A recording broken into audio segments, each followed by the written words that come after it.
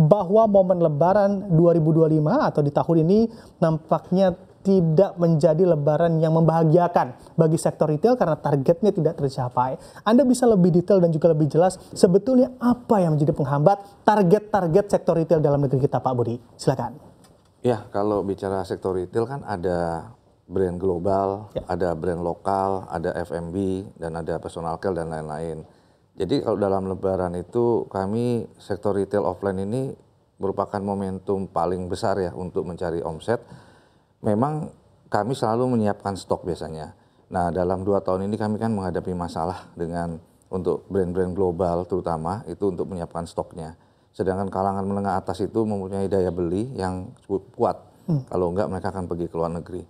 Nah, untuk itu selain masalah penurunan daya beli yang memang sudah terjadi untuk sektor menengah ke bawah dan menengah yang katanya sudah tergerus itu, harusnya setiap sektor itu harus dijaga ya, jangan sampai mereka berbelanja ke luar negeri. Untuk itu kami berinisiasi mengadakan program belanja di Indonesia aja itu untuk menahan dan mendatangkan traffic sebanyak mungkin ke Indonesia baik dari turis luar negeri maupun dalam negeri. Namun kemarin mungkin dengan situasi global yang tidak menentu, berita-berita tidak kurang bagus sehingga masyarakat tuh menahan beli.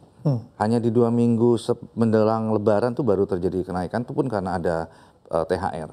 Jadi artinya kami harapkan di sini pemerintah bisa mendatangkan traffic ke Indonesia dengan cara membebaskan visa ataupun juga memberi kemudahan stimulus untuk sektor retail dengan cara langsung memberikan, kalau dulu namanya BLT gitu ya. Karena THR itu ternyata kan dari swasta yang langsung seketika menaikkan dalam 2 minggu terakhir sebelum Lebaran.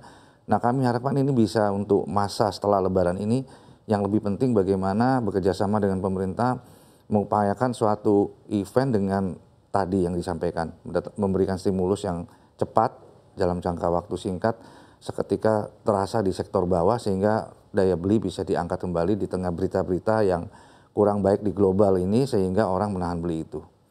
Follow up question begitu ya dari Pak Roy, mengamati juga terkait akan ada potensi limpahan barang dari China atau dari berbagai negara dan juga akan menghancurkan begitu, berpotensi menghancurkan industri-industri dalam negeri kita sendiri. Apakah memang sudah ada Hipindo melihat arah ke sana dan strategi apa yang disiapkan untuk menghadapi kondisi yang juga bisa saja terjadi ke depan, Pak Budi? Ya, kalau hari ini kan karena saya selaku Ketua Umum Retail ya. Jadi dalam perang tarif ini sebenarnya ada posisi peluang-peluang yang sebenarnya harus bisa dimanfaatkan. Artinya nggak semuanya harus jadi, beritanya memang kurang bagus sehingga orang menahan beli, tetapi secara bisnis itu peluang daripada China untuk berpartner dengan negara-negara yang tarifnya rendah itu sangat besar. Dan kalau kami sebagai industri retail itu atau sektor retail ini melihat bahwa banyak yang tadi bebaskan visa untuk orang luar negeri datang, kita tarik turis-turis luar negeri untuk berbelanja. Domestik kita ini kan besar ya pasarnya. Jadi sebenarnya industri itu harus menggunakan kesempatan. Kalau saya jadi industri manufaktur, saya akan segera merapat dengan para pabrik dari luar negeri, dari China terutama untuk berpartner mengisi rantai pasok.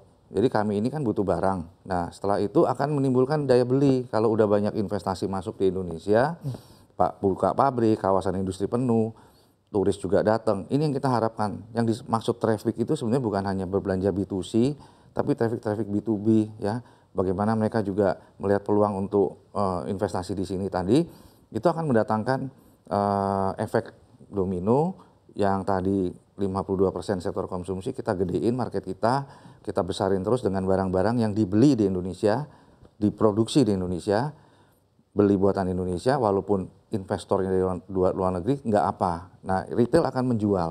Ya, itu yang akan membuat bergerak kembali ekonomi Indonesia di tengah perang dagang ini. Kalau pendapat kami peluangnya ada di situ.